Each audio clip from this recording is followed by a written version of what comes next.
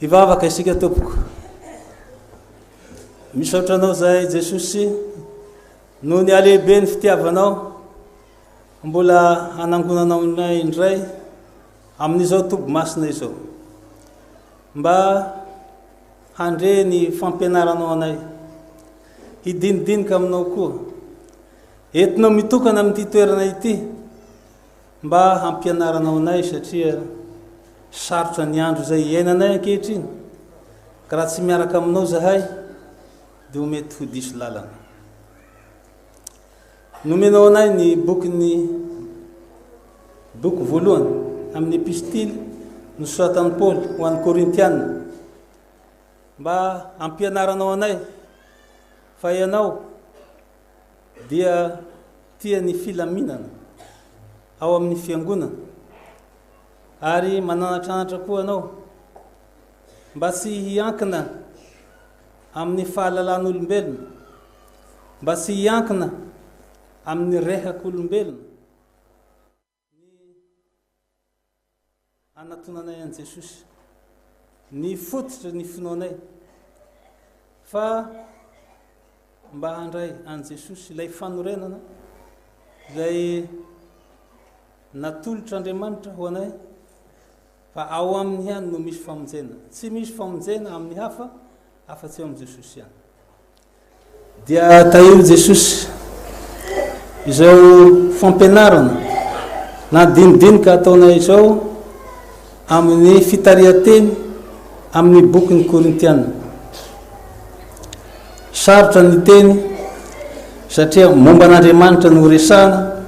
ka tsy vitany hevitra olombelona ihany. Dia mitenena aminay Jesosy amin'ity fotoana ity mba ianao no hampianatra anay ary tsinotsinona zay fa mpiara-miasa aminao ihany hanambara ny teninao hitondra zao fampianarana izao. Dia tahio Jesosy ny mpanomponao tsirairay avy zay tonga eto nanao ezaka lehibe tokoa niala tany amin'ny toerana nisy azy tsirairay avy ao ny tena avolavitra fa azo antoka ny teninao fa tsy foana tsy akory ny fikelezanareo aina ao amin'ny tompo. Dia tahio tompo izao fivoriana masina izao mba ho anitra kasitrahanao amin'ny anaranao Jesosy no ametrahanay ny tonom-bavaka. Amen. Faly miarabantsika rehetra riavana amin'izao isan-keritaona ny toby lehibe ankara malaza izao. Raha mijery ny programma moa tsika dia tsy ny anarako aloha fa izaho dia mpisolo toerana ihany ka indraindray ny ataon'ny mpisolo toerana dia mety latsaka ihany ho an'ilay tena tompo toerana kanefa moa tenin'Andriamanitra asan'Andriamanitra ty ataontsika dia raisina tokoa ampifaliana ny anambara sy resadresaka mikasika ny fitarihan-teny amin'ny boky nosoratan'i Paoly ho an'ny Korintiana voalohany. Tiako mba hisy ihany tenin'Andriamanitra ho vakiana alohan'ny hidirantsika midinidinika.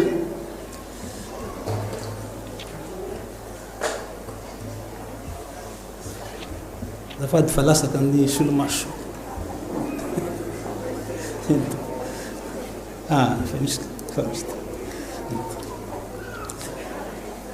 Ny tenin'Andriamanitra tiako vakitsika alohan'ny fampianarana dia ny ao amin'ny Korintiana voalohany toko 7 io zany no jerentsika. Ny Korintiana voalohany toko 7 manomboka amin'ny andininy 10 ka hatramin'ny andininy 17. Korintiana voalohany toko 7 ny andininy 10 ka hatramin'ny andininy 17. Dia ho vakitsika amin'ny anaran'i Jesosy. Araka ny fahasoavan'Andriamanitra nomenahy tahaka ny fanaon'ny mpitamarika mahay no nanaovako ny fanorenana ary ny hafa mandrafitra eo amboniny nefa aoka ny olona rehetra hitandrina izay arafiny eo amboniny fa tsy misy mahay manao fanorenana hafa afa-tsy izay natao dia Jesosy Kristy. Raha misy mandrafitra volamena na volafotsy na vato tsara na hazo na bozaka na mololo eo ambonin'ny fanorenana dia haseho avokoa ny asan'ny olona rehetra fa ny andro no hampiseho azy satria haseho amin'ny afo izany andro izany. Ka dia hozahan-toetra amin'ny afo ny asan'ny olona rehetra. Raha maharitra ny asan'ny olona izay narafiny teo amboniny dia handray valipity izy. Raha ho levo ny afo ny asan'ny olona dia ho faty antoka izy. Fa ny tenany kosa dia ho vonjena nefa toy ny avy amin'ny afo ihany. Tsy fantatrareo fa tempolin'Andriamanitra ianareo ary ny fanahin'Andriamanitra no mitoetra ao anatinareo. Raha misy manimba ny tempolin'Andriamanitra dia mba ho simban'Andriamanitra kosa izy, fa masina ny tempolin'Andriamanitra dia ianareo izany. Amen. Ny fanontaniana mipetraka dia ny hoe inona moa ny ilatsika ity fampianarana momba ny fitarihan-teny amin'ny epistily voalohany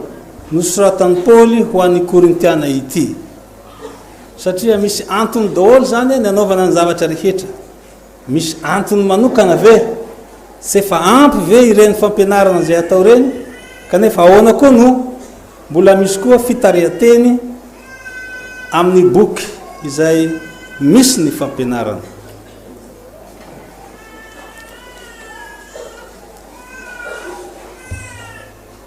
Hitatsika zany fa tokony ho fantatra araka ny tenin'ny Paoly teo dia tahaka ny mpitamaroka mahay aho izy. Zany hoe raha atao mahitsisy zany dia hoe tahaka ny mpanao matematika aho izy. Tahaka ny mpanao matematika aho amin'ny nanorenako ny fanorenana. Ka izao rehefa manao matematika ianao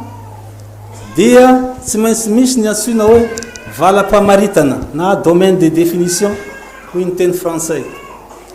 Tsy maintsy ao anatin'ny domaine io zany ianao no miasa. Raha ivelan'io domaine io ny zavatra ataonao dia diso daholo izy rehetra.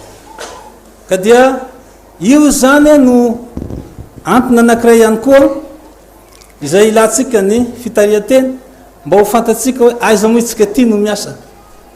aiza no misy ny fampianarana izay ataotsika. Ary tsy vitan'izany hany hoe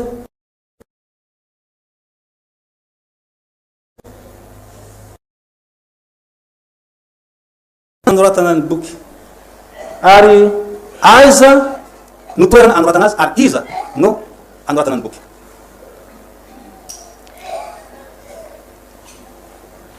Nefa tsara ho fantatra ihany koa na dia efa fantatra ihany aza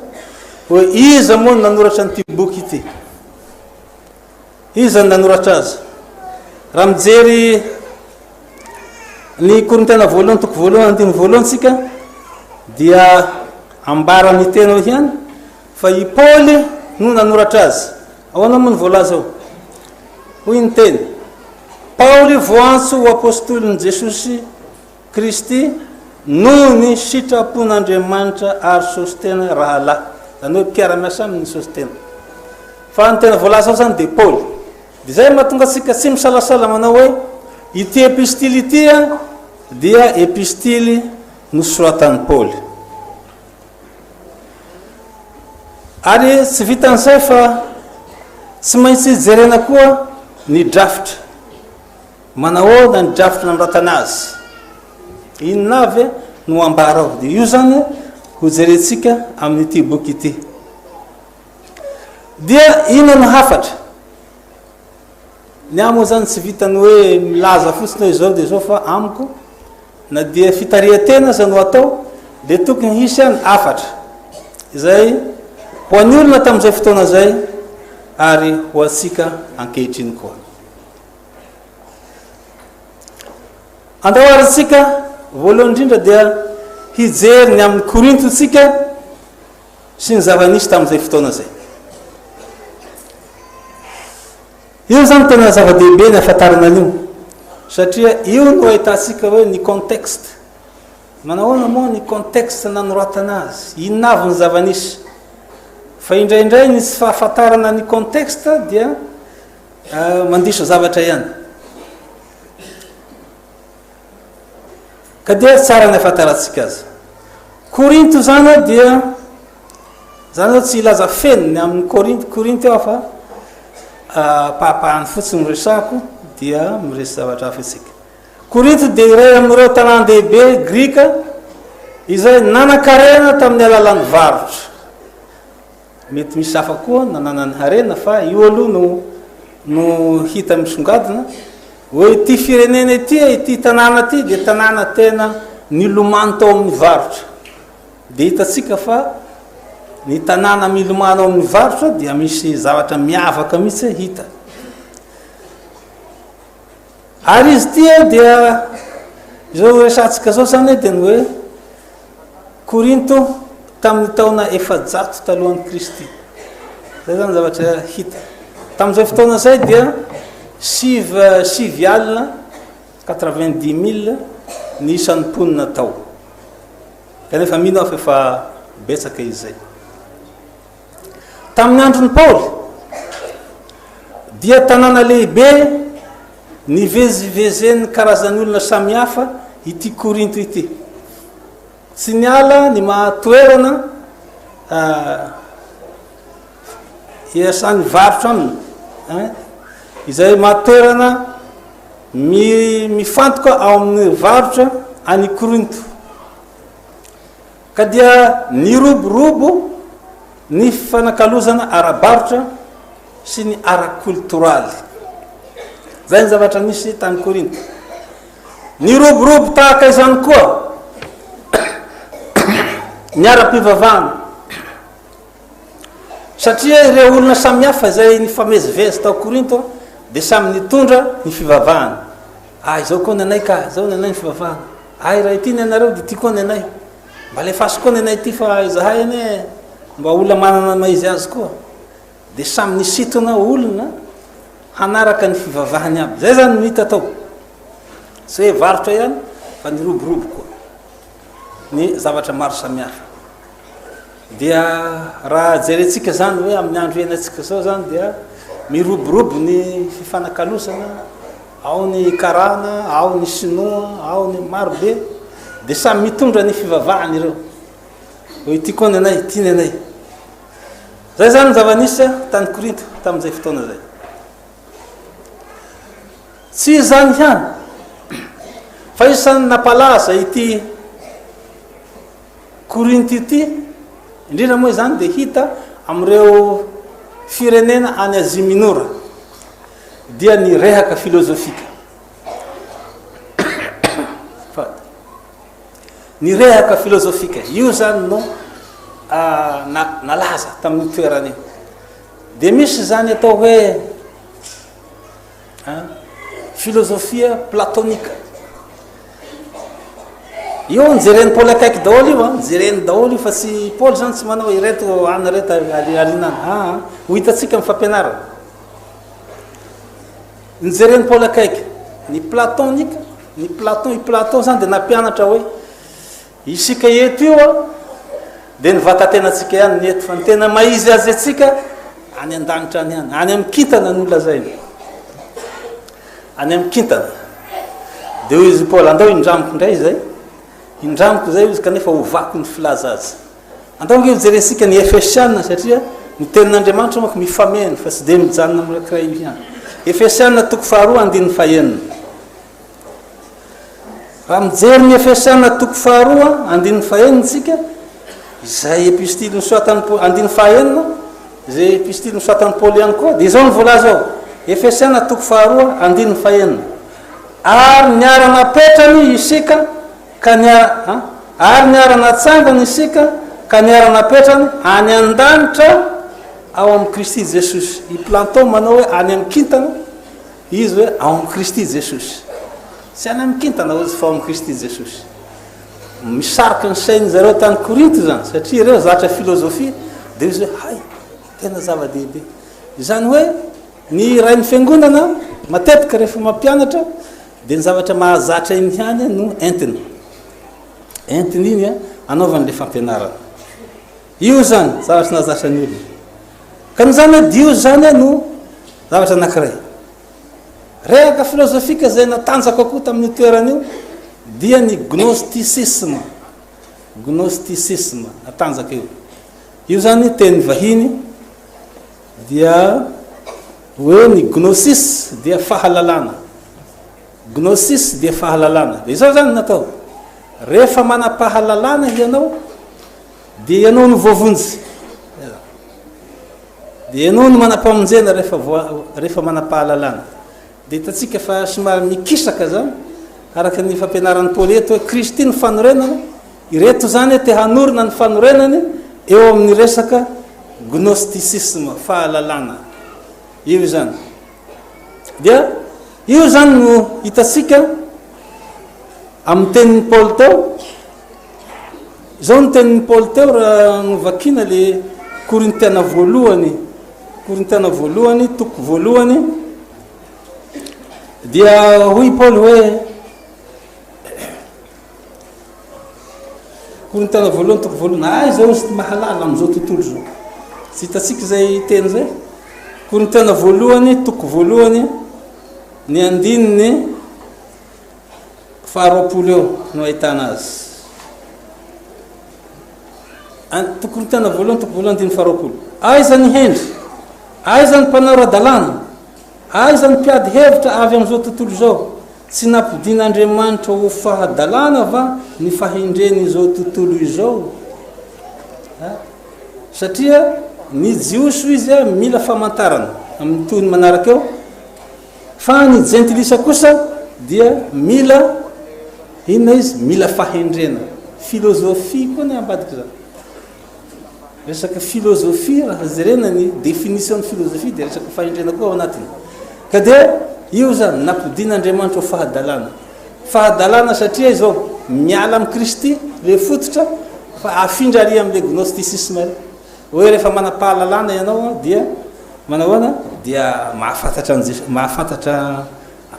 manam-pamonjena ianao anao ny paradisa zay zany no fampianarana tamin'izay ka ny olona mpikirakira nyty fampianarana filozofika farany lazaiko ty dia nasoina hoe gnostika io zany filaza azy nilaza izy ireo zany fa rehefa manam-pahalalana ianao hoy ny fampianarana dia misokatra ho anao ny paradisa any akoatra zay misokatra ho anao ny paradisa any akoatra nahazovana tao amin'ny fiangonana voalohany koa tsy tety ivelana eny fa tafiditra ao anaty fiangonana koa zany io fampianarana io dia zao ny olona mahay rhétorique kaba rhétorique io zany no atao hoe manam-pahalalana ka manam-pamonjena raha tamin'izay fotoana zay io zany dia tahaky ny kabary zany mpandahateny ary any amin'ny arabeny dia manao kabary lahateny asangamba raha miandrosika tao amin'izao zany dia hoe raha aneny ny akola dia mikopakopakelatra izaho raha hiteny dia manino izy miala manao fialatsiny misy missionnaire zay mahay manao an'izay teny zay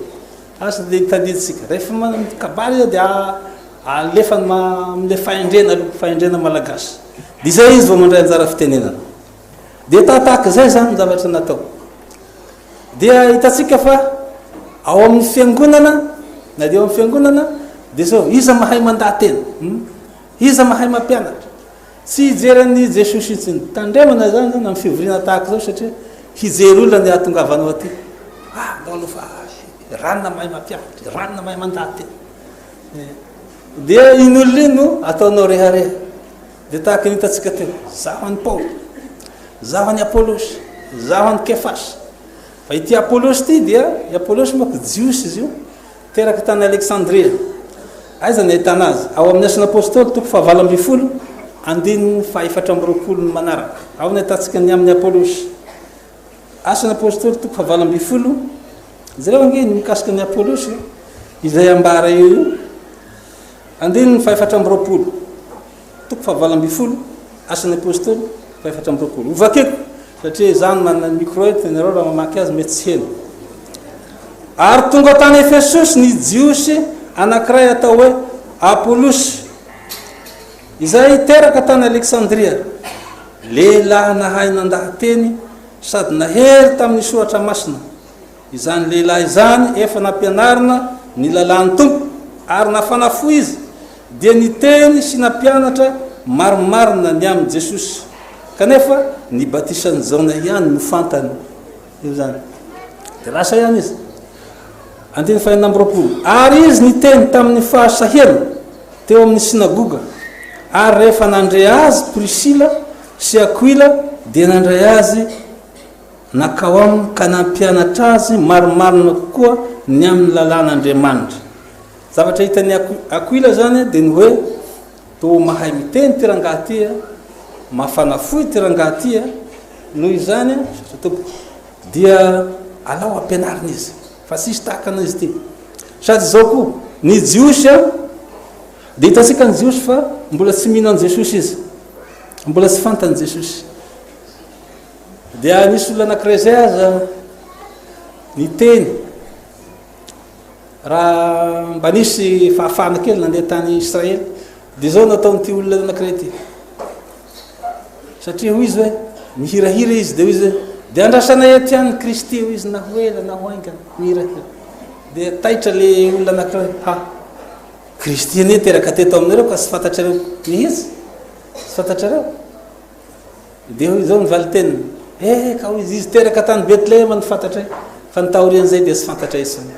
dia hoy le mpitarika mangina ianao fantany fa tsy inoany fantany fa tsy inoany satria mbola misy sarina ny masony araka ny Romanina toko fa 1:12 ao nahitana azy mbola voasarina ny masony dia tsy hitany na dia teo aminy aza izany olona izany io zany ka i Apolosy zany dia azo ataony manararoatra azy satria jiosy izy nefa tonga kristiana ary dia hitantsika teo fa nandresy lahatra ny jiosy izy zava-dehibe nataony Apolosy dia hoe zaho zao ange hoy izy dia jiosy tahaka anareo koa fa mino an Jesosy dia nambarany marimarina hoy ny teny teo marimarina koa ny amin'ny lalàn'Andriamanitra ary aty amin'ny faraparany dia hoy zay nahery nandresy lahatra ny jiosy teo imasony olona ka naneo marimarina tamin'ny soratra masina fa Jesosy no Kristy tsy misy hafa-tsony raha mandeha any Jerosalema zany ianao any Israely dia ao Jerosalema ao amin'ny ilana tsinanana dia misy vavahady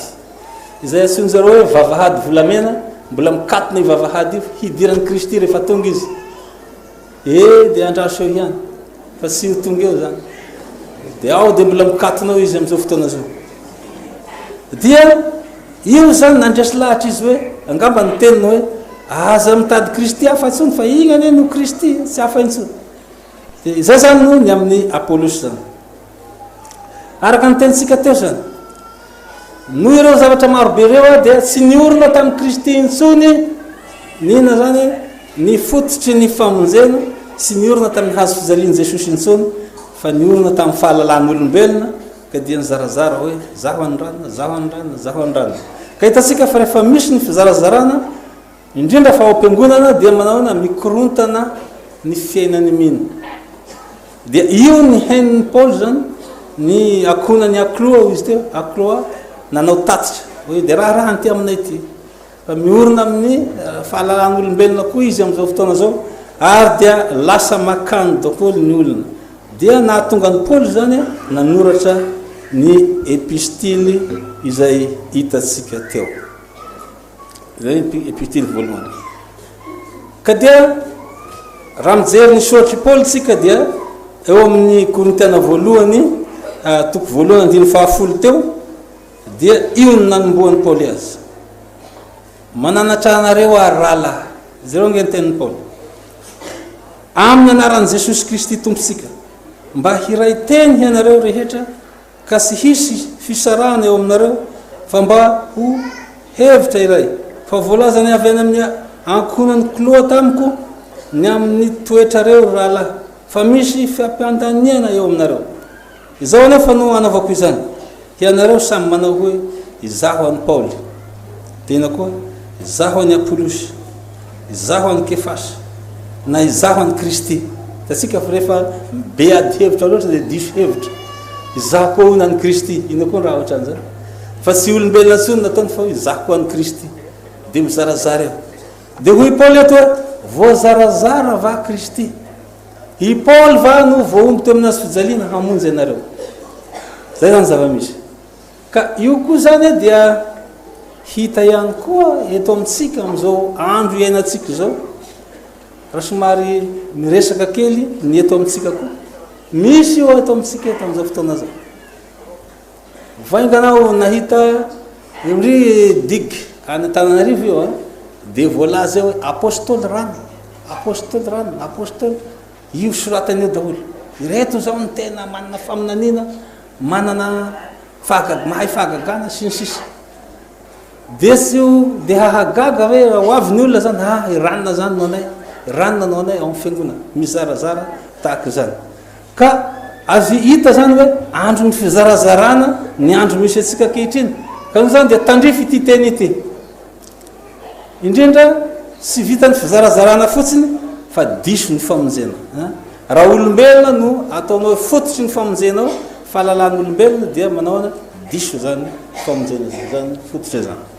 Io zany no hita amin'izao teny izao. Dia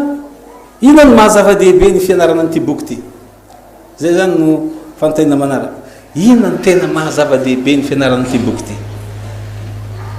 Dia zao zany, ireo kristiana tamin'ny fiangonana tany tamboalohany zay, izay niaina tany Korinto, dia niady mafy tamin'ny olona maro, tamin'ny olana maro izay misy eto amin'izao tontolo izao ankehitriny koa, izay misy koa, izay nisy tamin'izay fotoana zay, dia misy koa amin'izao ny tsy firaisan-kina, ny fitokotokoana, ny fampianaran-diso ary ny fahalotoam-pitondran-tena dia nampianarina ny olona masina ireo. Fampianaran-diso. Jereo moasa izaho reny ihany nahita an'ity, fa hitako tamin'ny télévision. Rehefa namaky boky ty namaky soratra masina ty atoko-pinoana anankiray ity, dia zao tsy amin'ny anaran'i Jesosy tsony horentsika ny tenin'Andriamanitra ao amin'ny jaona toko fahizao, andiny fahizao, amin'ny anaran'ny ranona olona ny tononona. Za moa tsy teniny anarany eto fa mety mampisady hevitra, mety anareo ihany mikaroka an'izay. Amin'ny anaran'ny ranona olombelona io dia io le voalazan'ny Paoly, io olombelona io ve no voaomby taminazy fijaliana hamonjy anareo. Kristy no voaomby teo aminazy fijaliana hamonjy anareo. Ka misany zany dia zay no antony ahafantaratsika hoe ahay moa tamin'izay fotoana zay nisy an'izao zay fampianaran-diso tamin'ny fotoana io. Ka izao zany ny tiany Paoly ho ambara zany, ny tiany hatao dia hoe aoka ny firaisan-kina, aoka ny hevitra iray, araka ny teny teo hoe aoka mba ho hevitra iray ianareo ary fo iray ary vava iray amin'ny fanarahana ny tompo. Io maha iray io zavana dia tena zava-dehibe, zavatra ny anaratsika tamin'ny fiainan'ny trinité io. Ny trinité dia tsy azonao ataony manao hoe ranona hoe Jesosy mitokany ery, dia izy koa fanahy masina ery, ray ery, fa Andriamanitra ray ihany io, fa manana ny mahizy azy ity personnalité, personany ray, ity personany zanaka, ity personany ny fanahy masina. Izay sarotra no andraisantsika azy, fa ny zavatra ianaratsika dia ny hoe Andriamanitra dia fototry ny firaisan-kina, fototry ny firaisana hevitra. Tsy nandre ianao misy fifanoherana amin'ireo telo ireo, Andriamanitra ray ihany izy. Zay no zava-dehibe. Io no zavatra sarotra, entre parenthèse kely ny mikasika ny trinité, fa na dia ny mpianatra tao amin'i Jesosy aza dia sahirana. Satria i Filipo nanao remarque izy, hitany Jesosy mivavaka, raha io zao mbola misy hafa koa izy ity, nefa Jesosy manao hoe izaho sy ny ray dia ray ihany. Aseho anay ny ray dia ampy ho anay zay ny teniny. Ahoana ny valitenin'i Jesosy?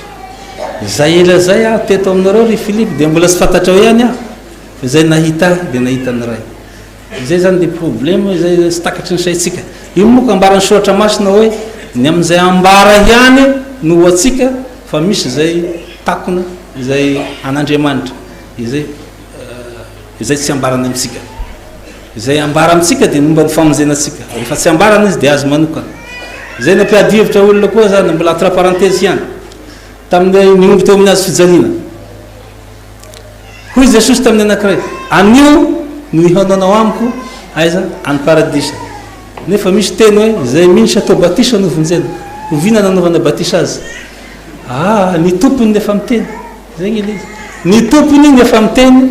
aza miady hevitra siny rehefa Jesosy manao hoe anio anao ary satria zay no ka io zany no zava-dehibe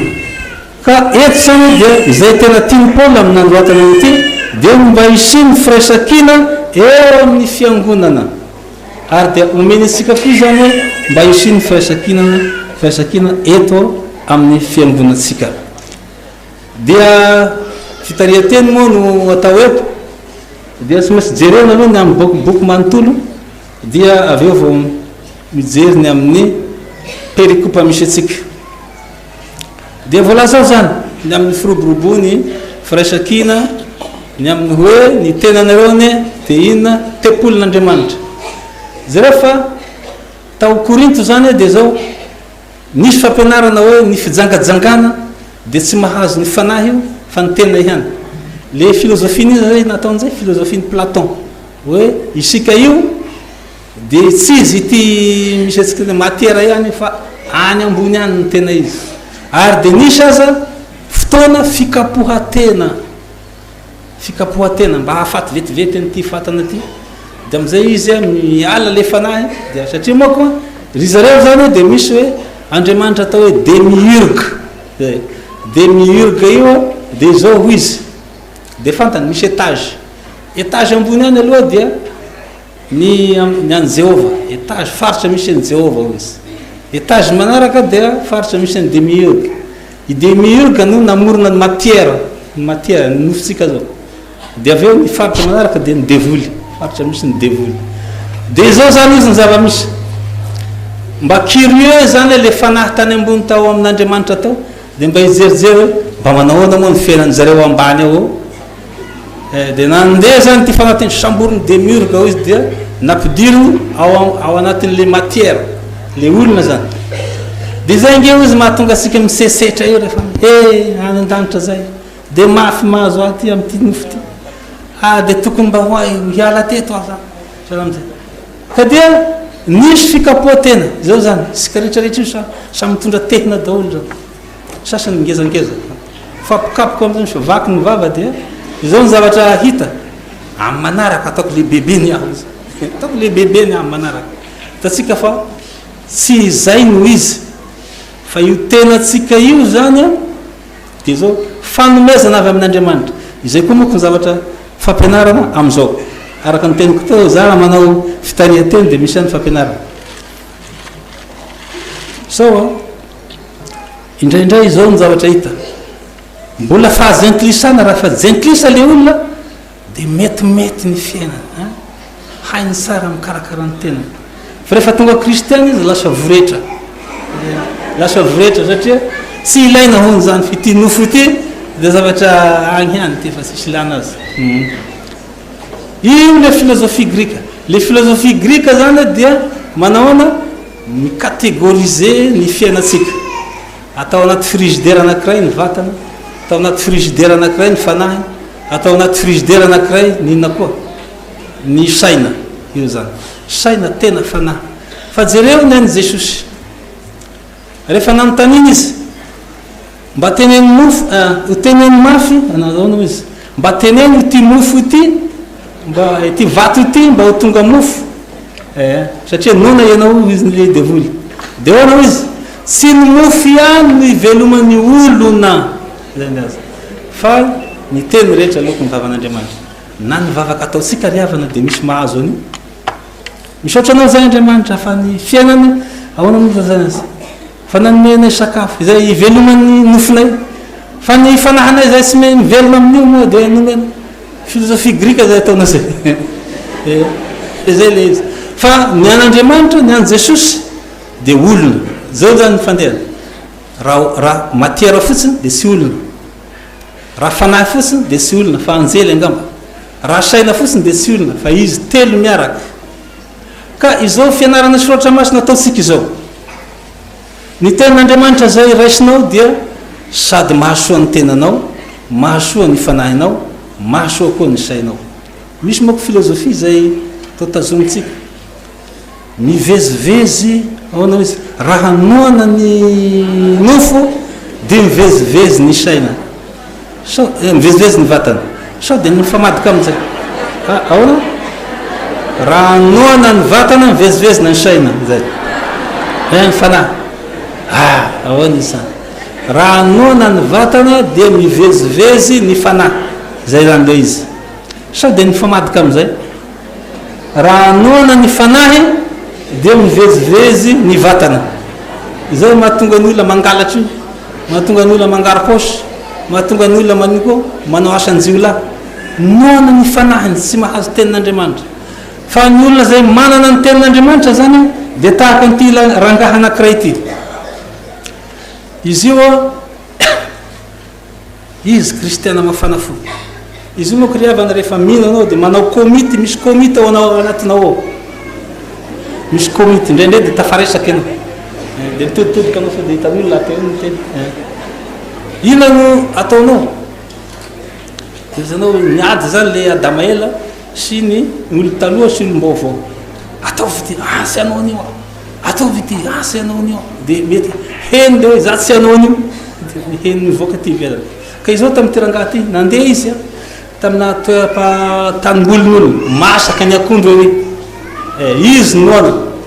toditodoka amizay izy alefa sifiny de fa avy eo mibebaka sika ne manany fa mibebaka ty tsy anao an'izay aka tsy mety zany satria hoy ny tenin'Andriamanitra raha mamakytsika hoe Petera anasy Petera fa ajaona voalohany toko fahatelo andininy fahasivy de izy hoe tsy mahay manota isika satria zanak'Andriamanitra za indray mandeha nampianatra de zao hoe zao le tenin'Andriamanitra ao amitsika mandaka ny ota asanareo nahita mandeha any amoron-dranomasina fa misy rehefa enjehinao reny foza fotsy reny miaraka mitafiditra anatin'ny lavaky nymipotra ko dakany avy eo ohatran'izay zany fandeha ka de izao natao niady hevitra amizay izy andaso izy fafatorako ny tanako io ary raiso fa lazaiko ana angamba io ary izy masan'le lekibiny io hany fa ny tanako tsy alefa koa io zany zany hoe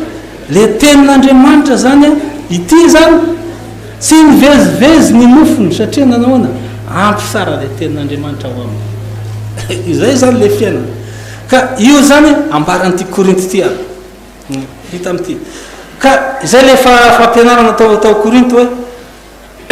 tsy mampanina ny nofo ny manota satria tsy mahakasikazy zany fa ny mahakasikazy nge any an-danitra ihany de hoy Paoly ary amin'ny Korintiana voalohany toko fahaenina andiny fafiriny andiny faharoamby folo io ny teny nivakiko teo mbola sy nivakiko izy zao izy ny hanina dia ho an'ny kibo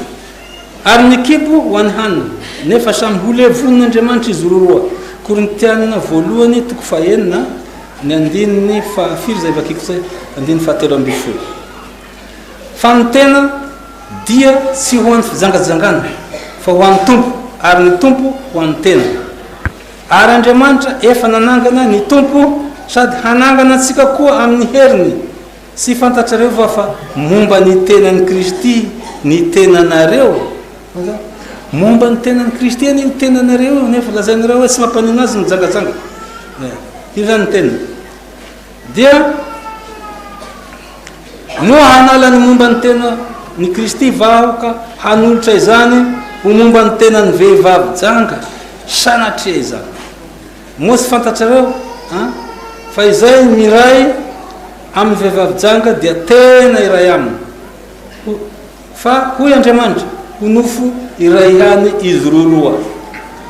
zay zany maratsy azy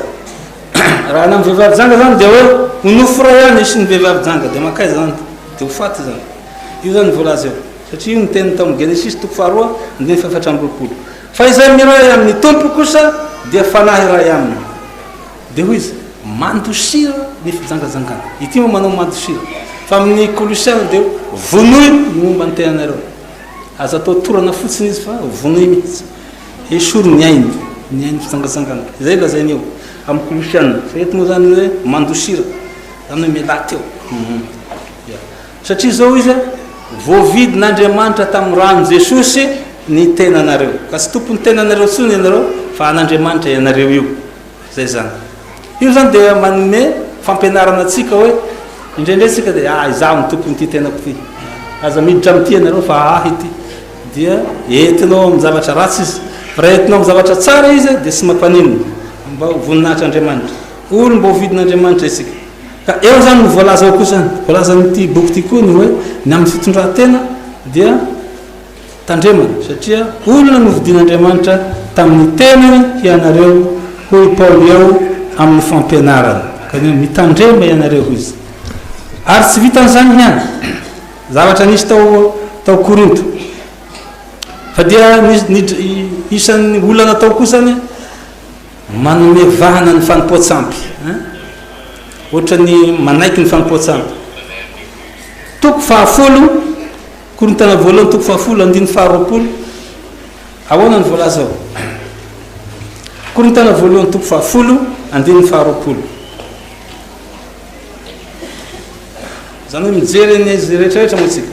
zao zany no voalaza ao toko faharoapolo aminaran'i Jesosy tsia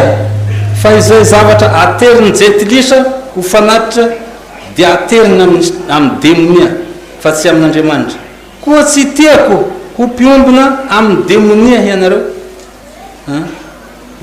tsy mahazo misotro amin'ny kapokany tompo sy ny kapokany demonia ianareo tsy mahazo mihinana amin'ny latabatry ny tompo sy ny latabatry ny demonia ianareo tatsika zany fampianarana aby io tao hoe nofosika ty tsy raha maninana manoty ity fa dia azosika atao hiany ny mihinana zavatra terina amin'ny demonia misy ihany koa fampianaran'ny Paoly mikasika an'izay fa saingy amin'ny malemy izy dia tsy mihina zay nataony fa amintsika matanjaka ara-pinoana dia mihinana ihany izy io satria zao an'Andriamanitra nge ny zavatra rehetra zay mazava-dehibe ny mitombo amin'ny finoana zany rehefa mitombo amin'ny finoana anao dia afaka ianao tsy feheziny zavatra satria fantatrao ny lalàna mifehy azy io zany zavatra hita ka dia nanoratra tamin'ny mpikambana na ny kristiana tao Korinto Paoly mikasika an'izany dia izao koa ny zavatra hita lazain'ny Paoly ihany koa fa manana fifandraisana amin'ny tompo isika ho izy dia raha mikasika an'io resaka fijangajangana io ihany misy olona anankiray izay tena mahamenatra zay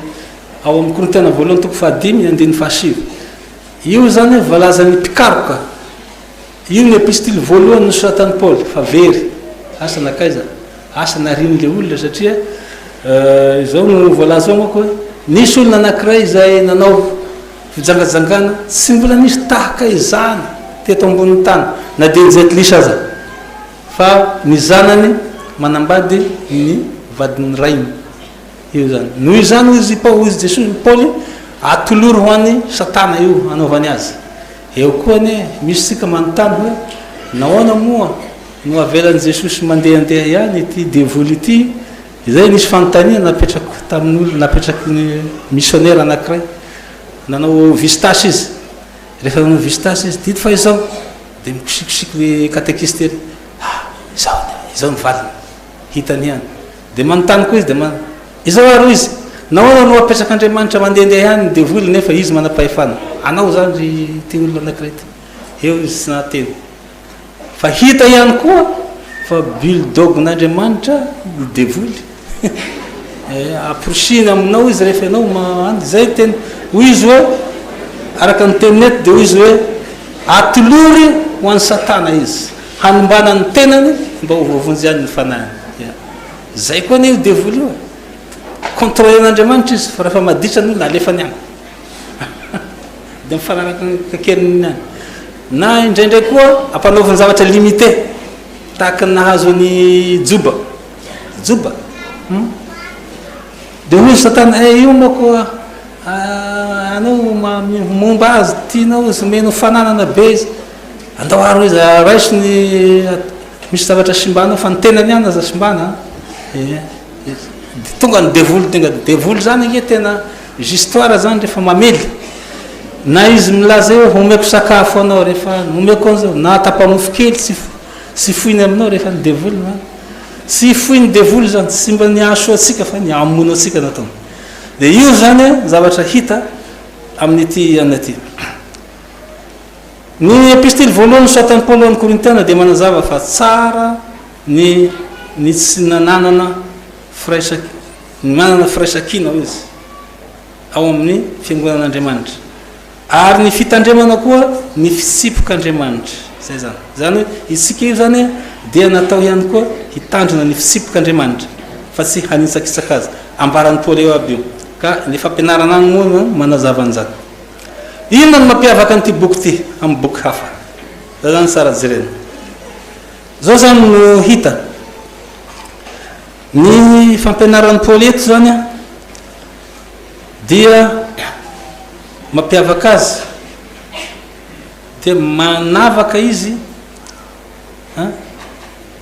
no amafisiny Paoly ny mahazava-dehibe ny fitandremana ny didin'Andriamanitra araka ny voalazako teo eo ambanin'ny lalàn'ny Kristy mba azoana fitahiana sy famonjena amin'ny alalan'ny filazantsara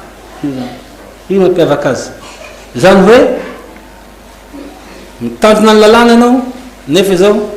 tsy tahaky ny fitandreman'ny gentilisany lalàna na ny tsy mino ny lalàna fa le lalàna dia voasoratra ao anatintsika ka fifaliana ho atsika ny mitandrina azy izay moa le lalàna amintsika kristiana hoe faly ianao mitandrina azy fa tsy hoe akory koa manavana nyty ity koa misy ahoana koa ity mbola tsy eo anao zay fa tokony ho faly ianao amin'ny lalàn'Andriamanitra satria manambara ny sitrapony io marina fa itsika tsy mahatandrina azy fa Jesosy no mitandrina azy ho atsika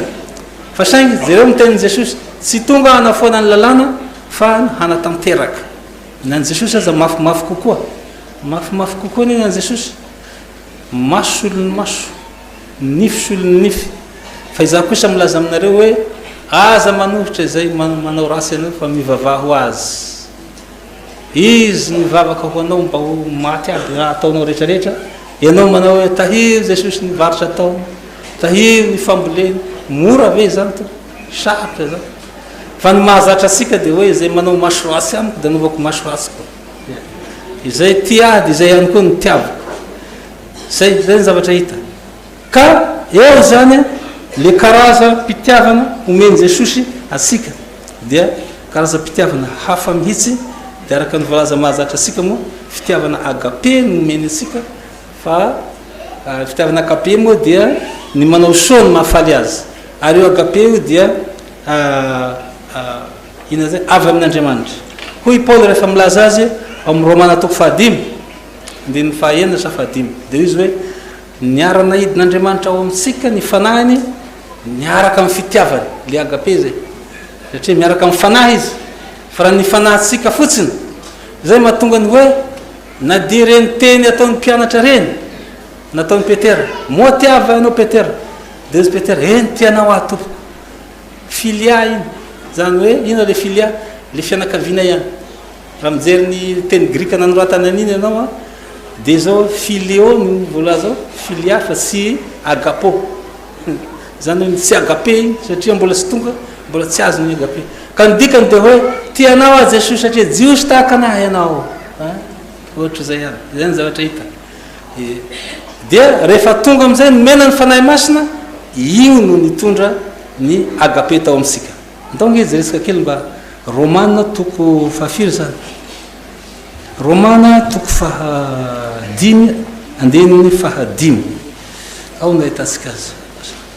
mba tsy ho lava loatra koa itaty Romana toko 5 andininy 5 zareo ange io teny io ary ny fanantenana amin'ny anaran'i Jesosy ary ny fanantenana dia tsy mampahamenatra satria ny fanahy masina izay nomenantsika no nentiny napidina ny fitiavan'Andriamanitra ho ao am-posika raha hovatsika zany asia amin'ny terme teknika io teny io dia hoe tsy mampahamenatra satria ny fanahy masina izay netiny napidina ny agape ho ao am-posika eo amin'izay vao mahay ny agape asan'ny fanahy masina zany ny agape fa tsy asan'olombelona rehefa nomen'Andriamanitra agape anao zany dia tenenina amin'izay mivavaha ho an'ny fahavalonao mivavaha ho an'izay manenjika anao satria hainao iny noho ny herin'ny fanahy masina izay nandray azy hoy jaona dia nomeny hery ho tonga iny ho tonga zanak'Andriamanitra zay ny izy tsy hery avy amintsika na ianao tompo-tena za dia gaga dia nisy fiovana tokoa ny aty zany za zay rehefa mivoaka toerana kely za manome toky an'Andriamanitra hoe za Jesosy tsy hiteny ratsy tsony aho mivoaka vetivety anao dia misy olona manelingelina dia aso amin'izay niompa sinisisy tafakasy fa rehefa aminao ny fanahy masina mivoaka anao manelingelina anao ny olona dia ny fanahy masina manao valio anina zany izy aza mamaly an'izany na valio soa zany teny soa dia tahaka nataon'i Jesosy hainy mamonjy ny hafa fa ny tenany tsy hainy mamonjy azy raha eo mamela ny heliny fa tsy fantan'izay atao raha saitsika olombelona zay dia izao zany tokony ataon'i Jesosy hainy mamonjy ny hafa fa ny mamonjy ny tenany tsy hainy alao ary hidiny eto dia ao voao daholo nareo rehetrarehetra sisy famonjena ny agape dia ny manao tsara ny tena tiany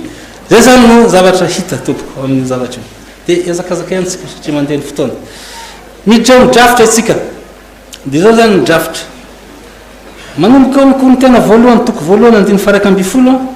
dia zao mampitandrina ny fisaratsarahana ao amin'ny fiangonana i Paoly ary manatitrantitra ny mahazava-dehibe ny firaisan-kina eo amin'ny kristiana ao amin'ny fiangonana ka sy ny fiangonana ny Korintiana lazana io zany ny fiangonantsika koa zava-dehibe ny firaisan-kina ka aoka haneho firaisan-kina koa isika zay zany zavatra hita mampitandrina mbola amin'io ihany ny kristiana koa Paoly ny amin'ny fijangajangana satria tempolin'ny fanahy masina ny vatana ary mampirisika ny fifehezanteny izy miresaka fanontaniana manokana koa ny ao amin'ity boky ny Korintiana ity momba ny fanambadiana sy ny asa fitoriana ny filazantsara momba ny fanambadiana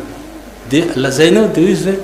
noho ny amin'ny fijangajangana dia aoko ho samy manana ny vadiny ny tsirairay aby fa mahasoa koa izy Paoly ny mijanona tahaka na vavy na lahy fa io moa raha tsy ny faso raha tsy enoka ianao enoka no filazan'izay olona zay tsy mieritreritra fanambadiana zany izy zay ny enoka raha tsy manana an'izay ianao dia manao tsy mety ianao any amin'ny takotakonany zay mahatonga ny hoe olona salamizao zanak'olona ohatrany zany vety satria miteny izy hoe za dia tsy hanambady mihitsy aiza anao afeny zay raha tsy enoka ianao zay zany lazain'ny Paoly dia hoy izy amin'io kanefa noho ny amin'ny fijangajangana dia aoka samy manana ny vadiny any ny tsirairay kanefa dia zao aoka fidèle amin'ny vady dia ambarany eo koa zany dia hoy izy hoe ny tenany vavy dia ny lahy ny tompony ny tenany lahy ny vavy ny tompony io moa dia hitao eo amin'ny teny dia zao koa zany zavatra anankiray ambarany koa zany ny toko voalohany io ny mahazava-dehibe ny fanasany tompo io zany ambarany eo koa hoe ny fanasany tompo io ane dia zao Kristy ao aminao ary ianao ao amin'ny Kristy zay mahazava-dehibe azy raha mamaky nyzao toko fahenina andiny fahenina amin'ny dimapolo tsika dia hoe zay mihinana ny nofoko sy misotro ny rako dia zaho ao aminy ary izy ato amiko zay le teny io zany teny ino dikan'izany ao aminao Jesosy ary Jesosy ao aminao ambara amin'io aby zany mahazava-dehibe azy dia Korintiana voalohany toko faharoa ambifolo ka hatramin'ny toko faefatra ambifolo dia mampianatra Paoly fa tokony hikatsaka ny fanomezam-pahasoavan'ny fanahy isika mampahatsiahy ny olona masina tao Korinto izy ny mahazava-dehibe ny apôstôly sy ny mpaminany ary ny mpampianatra ary ny fiahiana tokony ho an'ny tsirairay asongadin'ny Paoly zany ny mahazava-dehibe ny fiantrana mihoatra noho ny fanomezam-pahasoavana hafa koa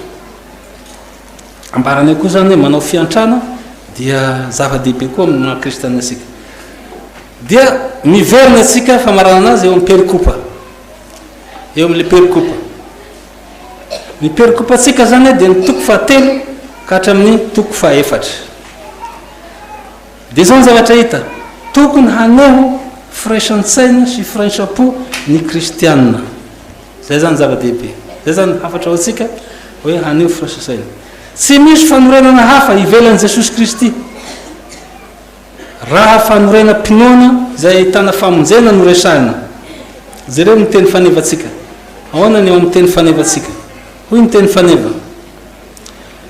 Anaran'i Jesosy koa ny tena voalohany toko fahatelo amin'ny faha 1 fa tsy misy mahay manao fanorenana hafa afa-tsy zay natao dia Jesosy Kristy. Jesosy Kristy zany ny fanorenana. Fa ity koa ny zava-dehibe, zavatra anankiray. Zao misy ihany koa to mandray an' Jesosy ihany izao fanorenana. Zay zany zava-misy. Raisiny ihany Jesosy fa zay fanorenana, fa ny zavatra aoriny eo amboniny eo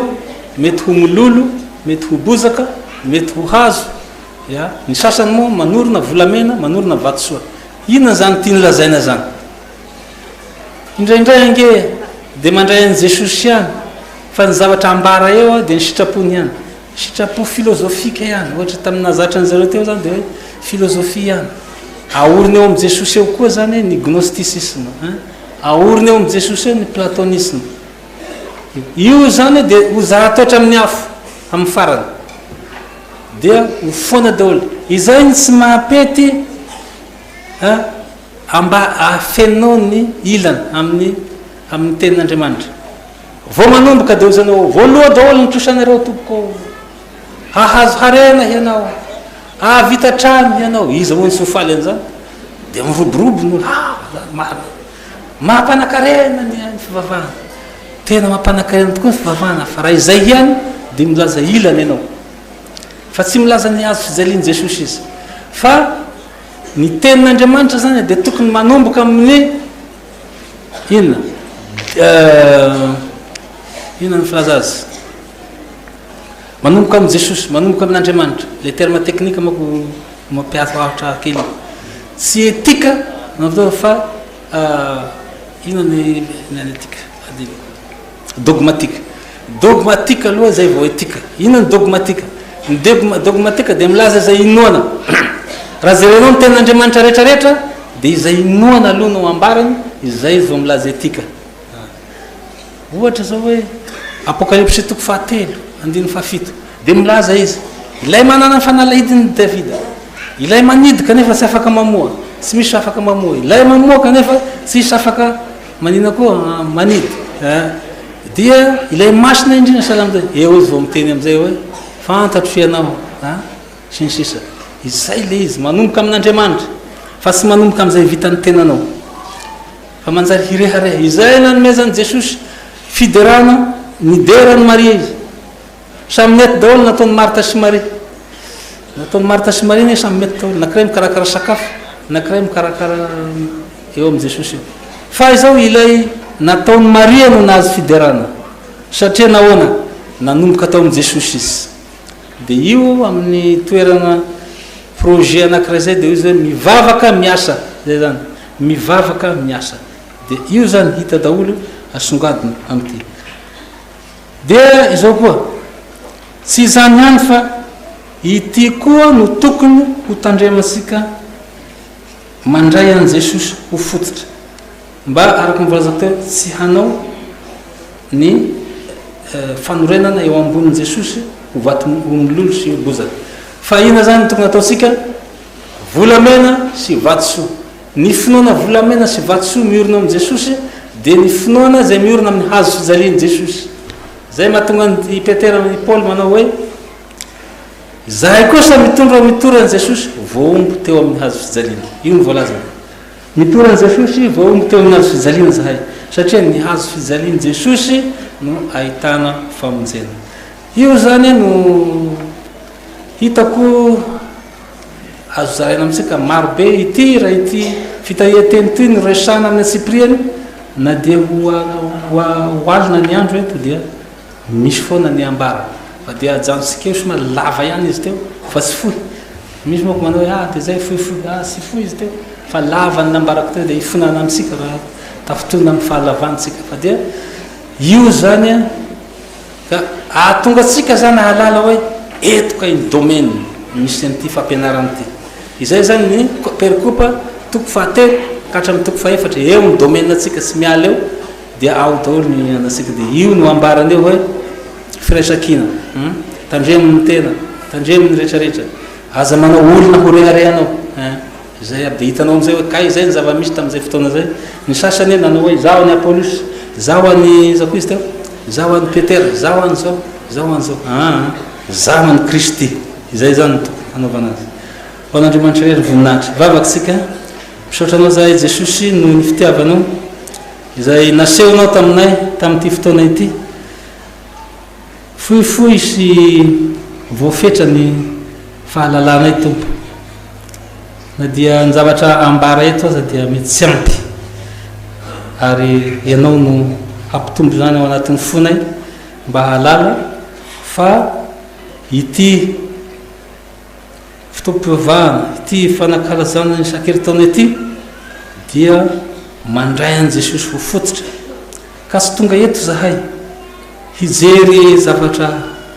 marevaka hijery fahendren'olombelona fa hijery an' jesosy ilay fototry ny fiainanay ilay fanorenana ny finoanay ka dia misaotra jesosy engane izay tonga eto mba hitondra zavatra rehefa mody miala eto fa tsy olombelona natao rehareha fa ianao jesosy ihany natao rehareha ka izay fahazahoana an' jesosy ao anatin'ny fo zay no mahatonga anay hitombo amin'ny finoana misaotra jesosy dia raina mandraksaina ny voninahitra ao amen.